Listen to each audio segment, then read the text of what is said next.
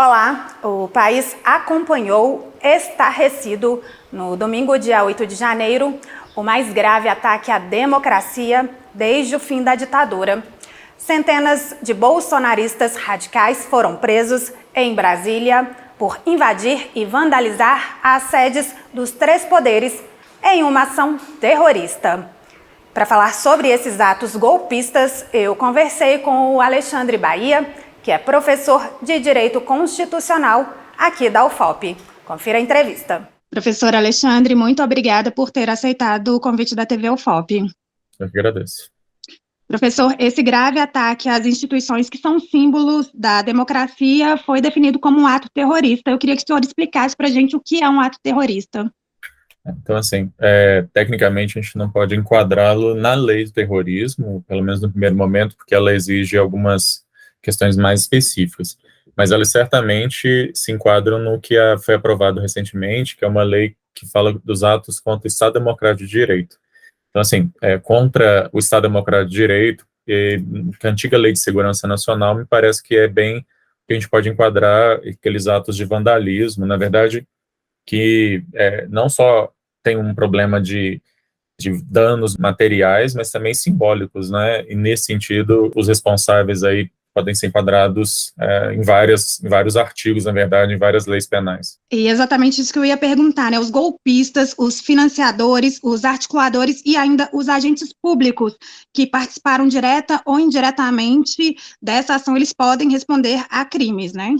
Pois é, então, na verdade, a gente tem uma responsabilidade aí que é de muitas pessoas, não só daqueles que estiveram efetivamente nos atos, quebrando os prédios públicos, danificando o patrimônio público, mas também aqueles que incentivaram os atos também são corresponsáveis, assim como aqueles que financiaram, todos eles são responsáveis. E uma responsabilidade bastante específica aí de agentes públicos e agentes políticos que agiram ou agiram por incentivando de alguma forma ou por omissão, né? Inclusive, agentes de segurança pública que diante daquele cenário, eles se omitem em reprimir, em impedir, eles podem ser enquadrados, inclusive, num crime bem específico, que é o crime de prevaricação, que é quando um agente público deixa de praticar um ato que ele tem obrigação de praticar.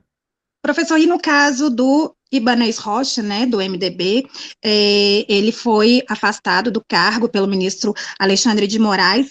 Se ficar comprovado que ele teve alguma ligação ou facilitou a realização desses atos, ele pode perder o cargo? Sim, ele pode ser processado, ele pode sofrer tanto um crime tanto um processo por crime de responsabilidade, que a gente conhece como impeachment, né, como eventualmente até por crime comum, em que ele pode ser julgado aí, na verdade, nessas duas instâncias, uma instância política e uma instância judicial mesmo. Em um caso e em outro, caso ele seja condenado, ele perde o cargo, perde o mandato. E esses atos de violência também levaram o presidente Lula a decretar intervenção federal no DF até o dia 31 de janeiro. O que isso significa e por que essa ação foi tomada, professor? A possibilidade de intervenção federal é uma exceção dentro da Constituição, ela está prevista no artigo 34 da Constituição, e nesse caso especificamente, fala lá no inciso 3º do artigo 34, que vai poder ser decretada intervenção de ofício pelo presidente da República, com aprovação do Congresso, em caso de grave comprometimento da ordem pública, que foi exatamente o que a gente teve ali, né? Os prédios públicos que são símbolo dos três poderes sendo absolutamente depredados, algo totalmente fora de controle, e que a polícia do Distrito Federal se mostrou incapaz de impedir, e a intervenção federal ela se dá para justamente evitar que coisas similares aconteçam, já que a qualquer momento pode acontecer de novo. Ela é restrita nesse caso, ela vai se dar apenas sobre a parte de segurança pública, então todas as demais secretarias e o próprio governador, por causa da intervenção, o governador não é afastado, ele foi afastado pela decisão do ministro Alexandre de Moraes, né? Todas as demais secretarias continuam funcionando, apenas a parte da segurança pública, para ela foi nomeado um interventor, e aí então a União ela tem o poder de agir diretamente, no caso, para usar as forças policiais, da Polícia Federal, da Segurança, da Guarda Nacional, enfim, para poder garantir a segurança pública no Distrito Federal, até que toda essa situação seja resolvida. professor, vários políticos e o próprio presidente Lula fizeram uma ligação do ex-presidente Jair Bolsonaro com os atos terroristas. Como o senhor interpreta isso? Existe ali, se não um incentivo direto, pelo menos um incentivo indireto. O fato do ex-presidente não ter expressamente, desde o final do segundo turno, falado, reconhecido, inclusive, a vitória do outro candidato, isso é algo inédito, inclusive, desde a redemocratização, que o candidato derrotado não reconheça a vitória do outro, seja presidente, governador, prefeito, enfim. O fato dele dar mensagens muito dúbias, de certa maneira, incentivando ou não, o fato dele ter saído do Brasil sem passar a faixa, sem participar do ato formal de transferência da faixa, tudo isso, na verdade, de alguma forma, coloca diretamente nas consequências do que a gente viu ali. Se isso pode configurar efetivamente, né, algum crime, desses crimes dos quais os demais aí vão ser processados ou não, acho que é uma questão que vai precisar ser devidamente colocada aí pelo judiciário, mas sim, existe uma boa possibilidade dele ser corresponsabilizado. Ainda falando sobre o ex-presidente, ele se manifestou contra os atos, mas comparou essa ação terrorista de domingo com os atos praticados, abre aspas, pela esquerda em 2013 e 2017. Professor, quais são as semelhanças e diferenças desse ato de domingo com as manifestações de 2013 e 2017? Nunca houve na história do Brasil, aliás, na verdade, eu ainda estou tentando achar algum paralelo na nossa história que possa ser comparado com o que aconteceu no dia 8 de janeiro de 2023. Acho que não existe paralelo. Nenhuma manifestação popular no Brasil fez o que foi feito no dia 8 de janeiro. A depredação de 3 prédios, representando justamente os 3 poderes, destruição de patrimônio público e patrimônio histórico-cultural, porque aqueles prédios são todos tombados. Existem quadros, pinturas, objetos que foram ou danificados ou roubados mesmo. Não existe paralelo. A declaração do ex-presidente, ela não faz o menor sentido, como não faz sentido nada do normalmente ele falou, por exemplo, com relação à vacinação ou com relação à fraude das eleições. Aquilo ali é falado como uma forma de tentar minimizar o que certamente é o maior atentado à democracia brasileira desde a redemocratização. Talvez a única comparação que a gente possa fazer com relação a isso, de atentado à democracia, seja o dia 31 de março de 1964, quando houve o golpe civil-militar do Brasil e que pôs fim à democracia brasileira durante 20 anos. Talvez seja a única comparação simbolicamente possível entre essas situações.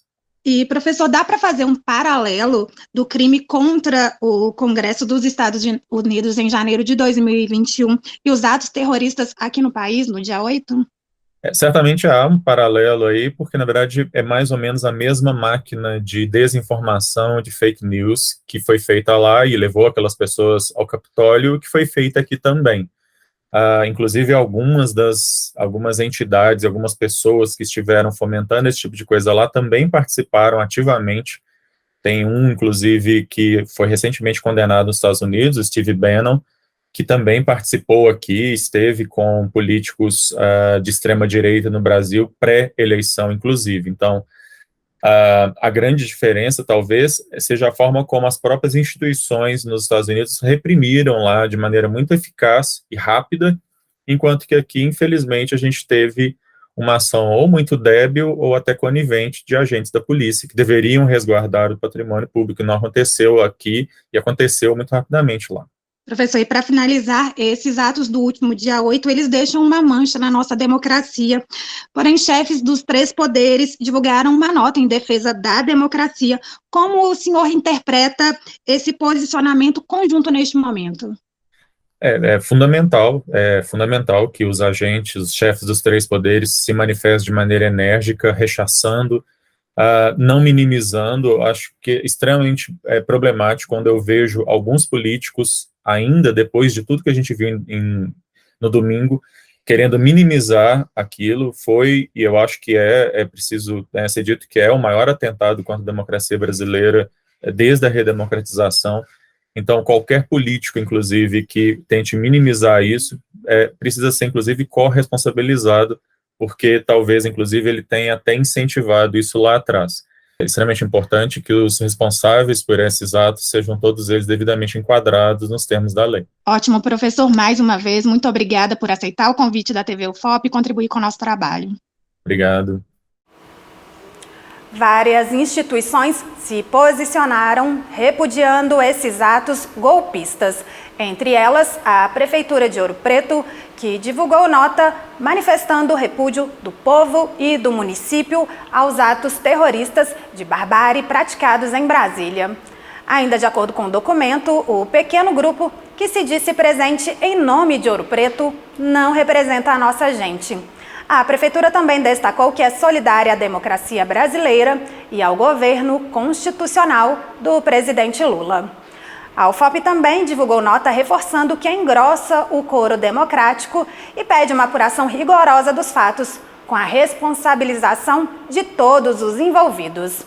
No documento, assinado pela professora Cláudia Marliere, reitora da UFOP, a universidade chama toda a comunidade para criar e fortalecer uma rede de vigilância de forma a impedir retrocessos em nosso jovem sistema democrático.